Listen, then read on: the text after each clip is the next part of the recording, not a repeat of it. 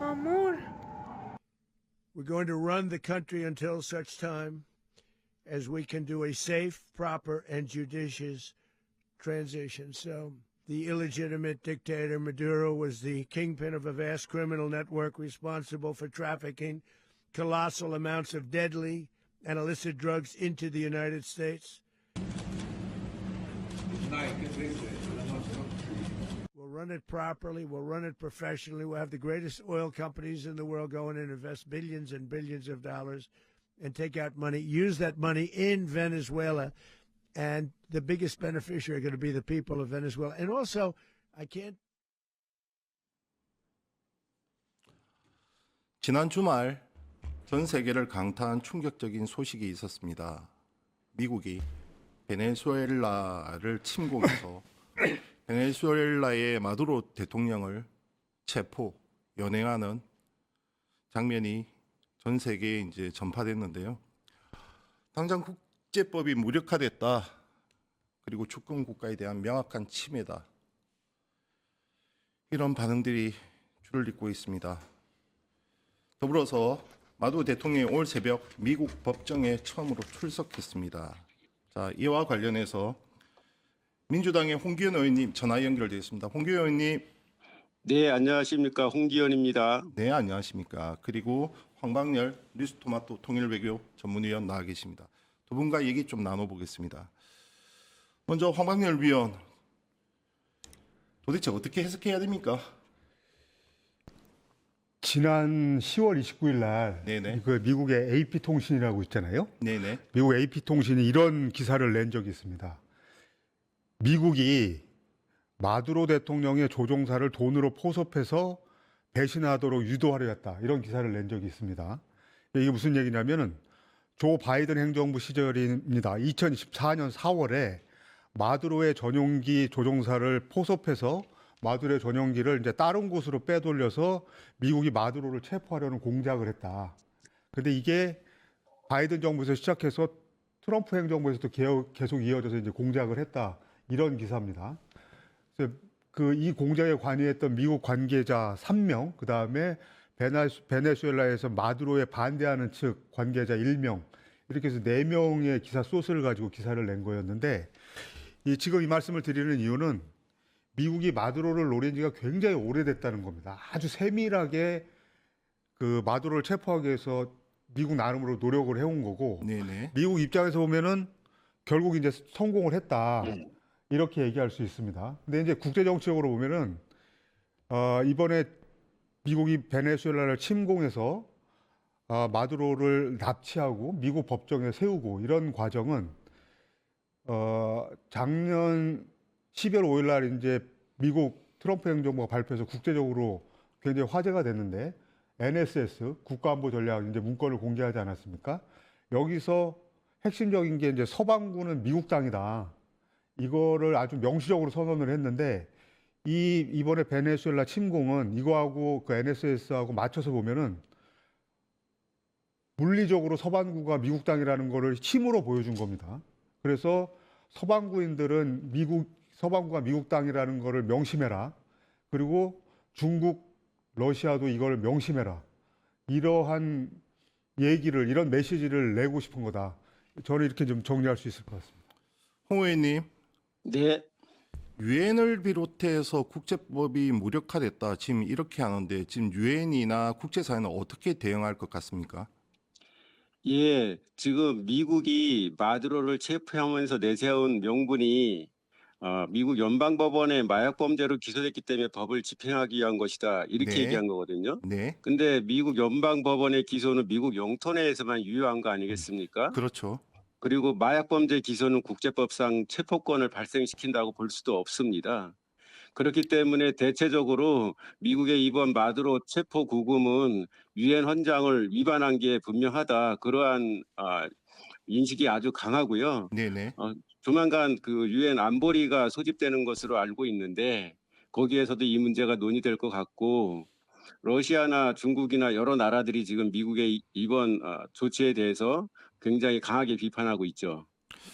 의원님, 결국 마약은 일종의 명분일 뿐이고 실질적으로는 석유, 그러니까 에너지 자원에 대한 특히 이 베네수엘라의 원유가 상당 부분 이제 중국으로 수출되고 있는데 그 과정을 네. 끊겠다. 이것이 본질이라는 것이 대체적인 해석입니다. 맞습니까?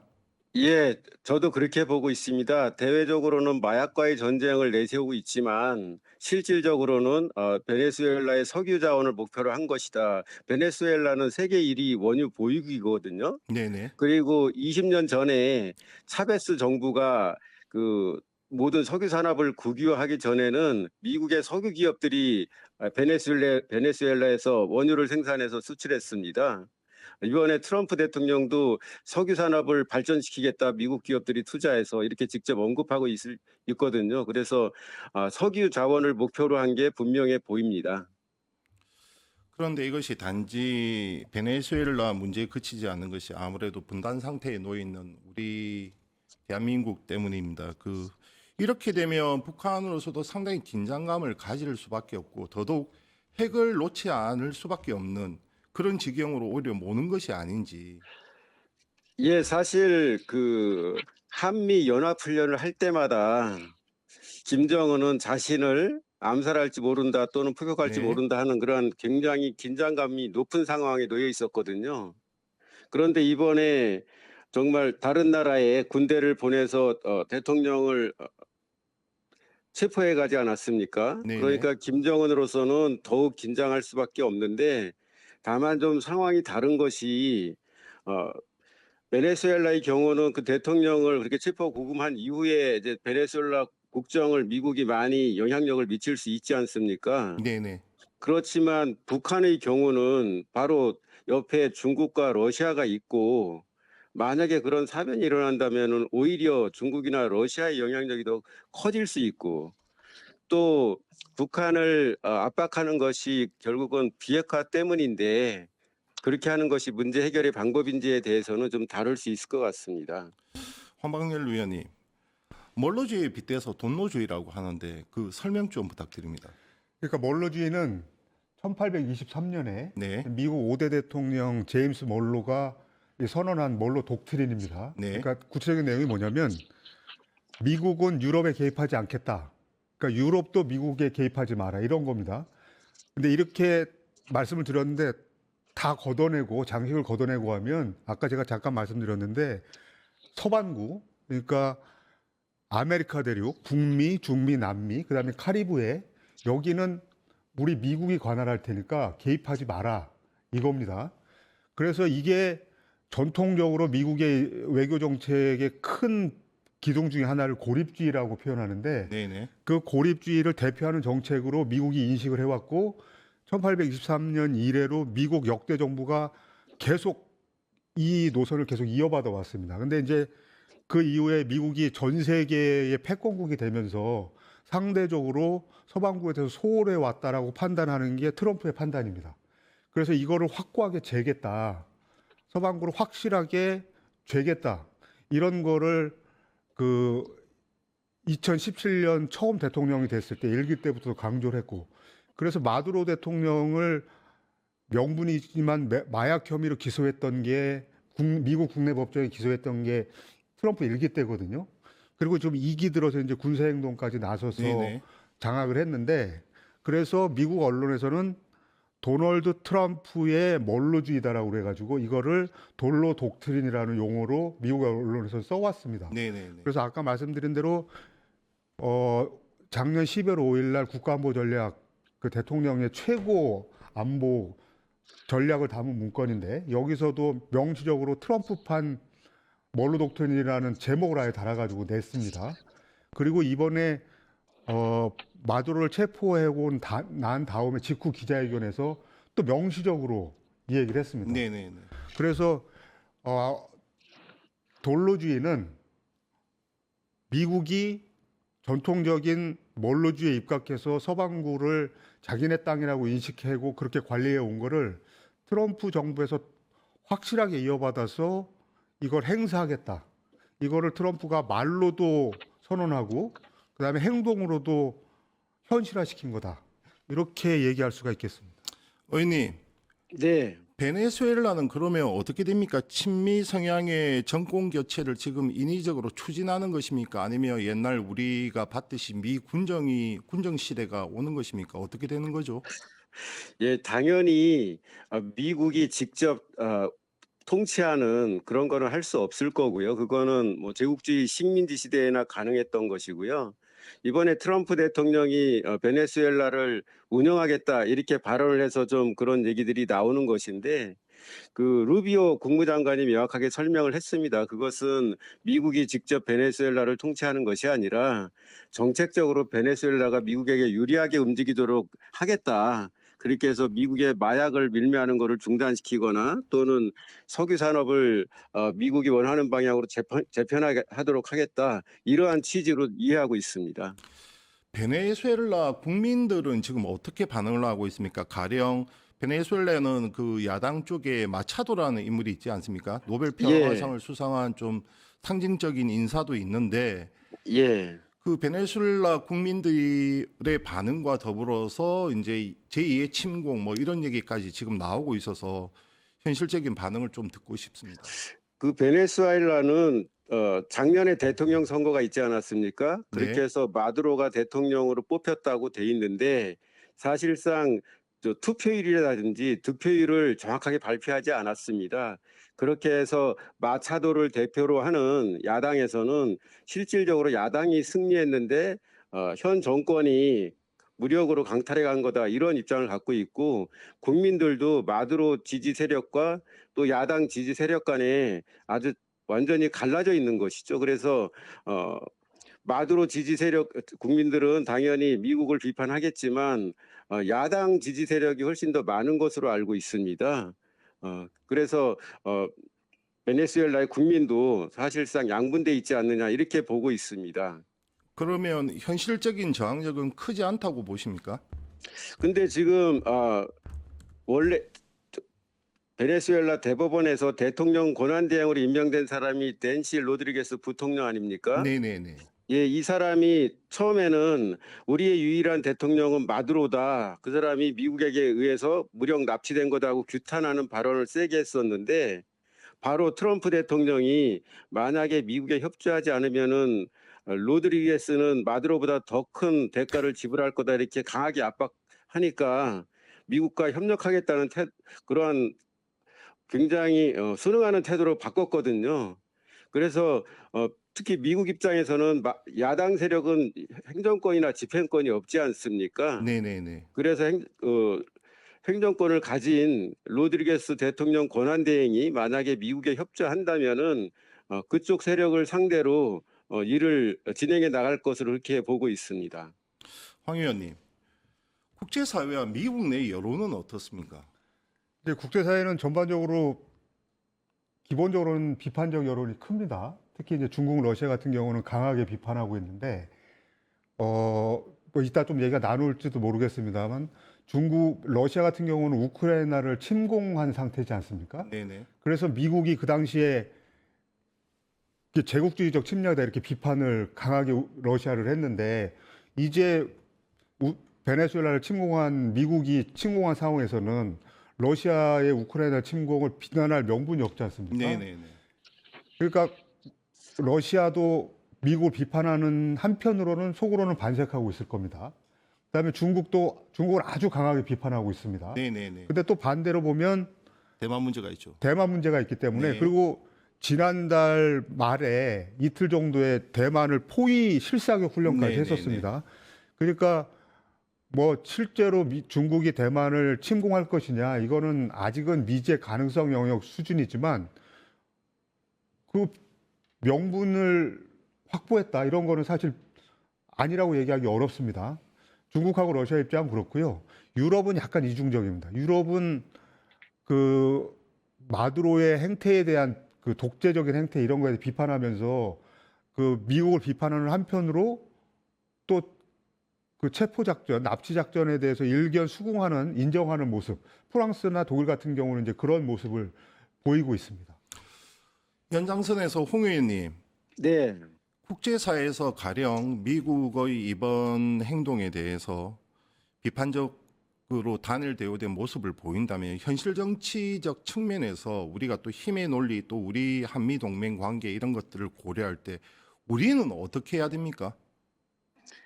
사실 굉장히 어려운 문제이죠. 지금 중국 문제를 아까 말씀하셨는데 사실 베네수엘라는 중국의 대표적인 중남미 전략 거점 국가거든요. 네네네. 그리고 미국이 베네수엘라 원유 운반선을 무력으로 납포한 적이 있지 않습니까? 네네. 그중에 유조선이 그 중국배인 경우도 있었습니다. 그렇게 보면 미중 간에 굉장히 충돌이 심해질 것 같지만 지금 트럼프 대통령이 4월에 중국을 방문하기로 예정이 돼 있잖아요. 네네. 그리고 또 대만 문제로 중국과 일본이 지금 강하게 부딪히고 있는데 일본 편을 안 들고 좀 중립적인 그런 태도를 취하고 있거든요. 그렇기 때문에 이번에 그 미국의 그 베네수엘라 마두로 대통령 체포 구금은 힘의 논리가 지배하는 국제 질서로 가고 있다 하는 우려도 커지면서 또 다른 한편으로 보면 미국이 유럽이나 아태 지역보다는 중남미 지역에 집중한다는 뜻도 굉장히 강한데 굉장히 복합적이기 때문에 우리나라도 이걸 가지고 어느 하나의 기준으로 뭘 판단하기보다는 정말 사안에 따라서 면밀히 검토하고 판단하고 결정해야 되는 그러한 정세로 가고 있다고 생각합니다. 의원님 그 4월에 트럼프 대통령의 방중이 예정되어 있습니다. 지금 이재명 대통령이 이제 국빈으로 이제 중국을 방문 중인데 네. 이와 관련해서 미중 간의 이 갈등이 좀 더 격화될 가능성은 없습니까? 이번 베네수엘라 사태가? 저는 트럼프 대통령이 지금까지 지난 1년간 해온 모습을 보면 격화 가능성보다는 정말 긴장 관계와 또 협력 관계를 오가는 그러한 태도를 취할 가능성이 크다고 생각합니다. 지금 관세나 또는 기술 규제로 처음에는 중국을 강하게 압박했지 않습니까? 네네네. 그런데 관세 문제에 있어서는 동맹국에 대해서는 강하게 압박해서 투자를 그렇죠. 하도록 그렇게 협약까지 체결하도록 했는데 중국에 대해서는 사실상 그 수위를 굉장히 낮췄고요. 기술 규제의 경우에도 엔비디아 그 칩을 당초에 수출 금지했던 것도 뭐 풀고 이렇게 가고 있지 않습니까? 네네네. 그래서 그러한 여러 가지 움직임들을 볼 때 때로는 부딪히겠지만 그렇다고 격렬하게 부딪히는 그런 상황까지는 가지 않을 걸로 보입니다. 황 의원님, 한반도 특히 북한에 주는 메시지까지 담겨 있는 겁니까? 이제 우리는 제일 주목하고 신경 써야 될 부분이 그 대목인데, 네네. 그러니까 일각에서는 김정은이 엄청 긴장했을 거다. 마차도만 싹 집어오는 이런 납치 작전을 했으니까. 네네. 근데 저는 그거는 현실하고는 맞지 않다고 생각하고요. 그러니까 베네수엘라하고 북한은 다릅니다. 미국의 군사력과 정보력이라면 그것도 가능한가요? 북한에? 2016년 4월에 네. 오바마 대통령 말기인데 오바마 대통령이 이런 얘기를 한 적이 있습니다. 우리 무기를 활용해서 북한을 파괴할 수 있다. 하지만 인도주의적인 대가를 제어하더라도 우리의 가장 중요한 우방인 한국이 북한 바로 옆에 있다는 것을 우리가 염두에 둬야 된다. 이런 얘기를 한 적이 있습니다. 먼저 길게 얘기했지만 우리의 남한의 존재 때문에 북한하고 북한을 공격해서 전쟁을 하기가 굉장히 어렵습니다. 근데 2016년 4월인데 이게 10년 전이잖아요. 네네네. 근데 그 10년 동안 어쩔 수 없이 이제 우리가 인정하지 않을 수 없이 북한은 핵을 가진 나라가 됐습니다. 그다음에 아까 홍기현 의원님도 말씀하셨는데 배후에는 중국, 러시아가 있습니다. 그러니까 군사 행동을 하기가 미국이 군사 행동을 하기가 굉장히 더 어려운 상황이 됐습니다. 근데 이번에 그 마두로 납치 사건을 볼 때 이 베네수엘라 침공해서 마두로 납치하는 상황을 볼 때 우리의 가장 중요한 관심사인 북핵 문제로 좁혀서 보면 한 가지 확실한 건 제가 보기에 확실한 건 이번 사태를 통해서 김정은은 트럼프를 더 신뢰할 수 없는 상태로 인식하게 될 겁니다. 이게 우리가 이제 4월에 트럼프 대통령이 중국 방중하는 걸 계기로 미중 관계가 어느 정도 더 풀리면 지금보다 더 풀리는 것을 계기로 해서 중국이 중계를 해가지고 북한하고 미국이 만나는 거 상황을 만들어 주기를 원하고 이재명 정부가 그걸 추진하고 있지 않습니까? 네네. 근데 이번 베네수엘라 사태는 여기에는 굉장히 청신호가 아니라 적신호가 되는 건 분명합니다. 아까 말씀드린 대로 김정은은 트럼프를 굉장히 신뢰할 수 없는 상대로 더 인식을 하게 될 겁니다. 홍 의원님, 네. 이렇게 되면 북미 정상회담은 정말 요원해지는 것입니까? 방금 황 기자님이 말씀하신 대로 트럼프가 대화와 타협보다는 이렇게 무력을 이용하는 모습을 보였기 때문에 아무래도 김정은 입장에서는 2018년 그 하노이 딜이 깨진 것도 있고 하기 때문에 더 신중해질 수밖에 없다고 생각을 하고요. 다만 트럼프가 김정은에 대해서는 굉장히 호의적으로 여러 차례 얘기했고 또 만나고 싶다는 말을 많이 하지 않았습니까? 네네네. 그렇기 때문에 사실 북미 간의 대화는 결국은 트럼프가 얼마나 많은 것을 좀 북한에게 내줄 준비가 돼 있느냐, 그리고 그러한 뜻이 북한에 전달되느냐도 중요하다고 생각하는데 아마 중요한 계기는 그 4월 중국 방문이 될 것 같습니다. 시진핑과 만나서 북한 핵 문제에 대해서 훨씬 더 긍정적인 얘기를 하거나 분위기가 조성될 수 있는 얘기를 한다면은 가능성이 좀 생길 수 있겠지만 그렇지 않다면은 멀어지는 거죠. 의원님, 김정은 입장에서는 당연히 트럼프가 믿을 수 없는 사람이 되겠지만 이것을 네. 만약에 뒤집어 보면 네. 오히려 그렇기 때문에 트럼프로부터 체제 안정을 보장받고 북미 수교까지 나아가는 그것이 더 절실하지 않겠습니까? 예, 그 해석도 맞다고 봅니다. 결국 이제 양날의 칼날인데 그래서 김정은 입장에서는 미국이 트럼프 대통령이 어떠한 입장을 취하느냐가 결정적이라고 생각합니다. 말씀하신 대로 북한이 당장 핵을 다 폐기하지 않더라도 북한과 어떤 협력을 진전시키는 그러한 카드를 낸다면은 김정은 입장에서도 고려해 볼 수가 있다고 생각합니다. 황 의원님, 우리가 베네수엘라로부터 그 원유를 수입하나요?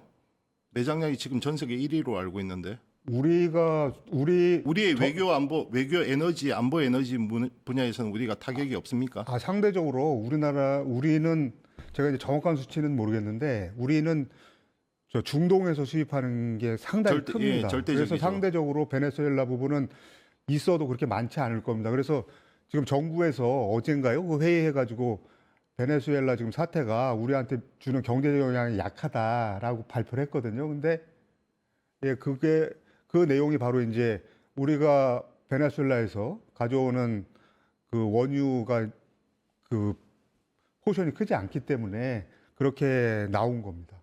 제가 좀 말씀드려도 될까요? 네네네. 보충 설명 좀 예. 해주시죠. 베네수엘라는 미국 석유 기업들이 철수한 이후에 네네. 원유 시설이 아주 문제가 생겨서 지금 매장량은 전 세계 1위지만 수출량은 전 세계 1% 정도밖에 안 되고요. 아, 네네. 또 그다음에 그 마두로 정권이 인정을 못 받고 있고 또 미국에 의해서 마약 테러범으로 이렇게 규정이 되면서 원유 수출도 사실상 제한돼 있습니다. 네네네. 그러니까 우리가 러시아로부터 원유 못 들여오는 것처럼 베네수엘라부터도 원유를 들여오지를 않고 있는 거죠. 잘 알겠습니다. 감사합니다. 지금까지 황방열 통일외교 전문위원 그리고 홍기원 민주당 의원이었습니다. 감사합니다. 네, 감사합니다. 네.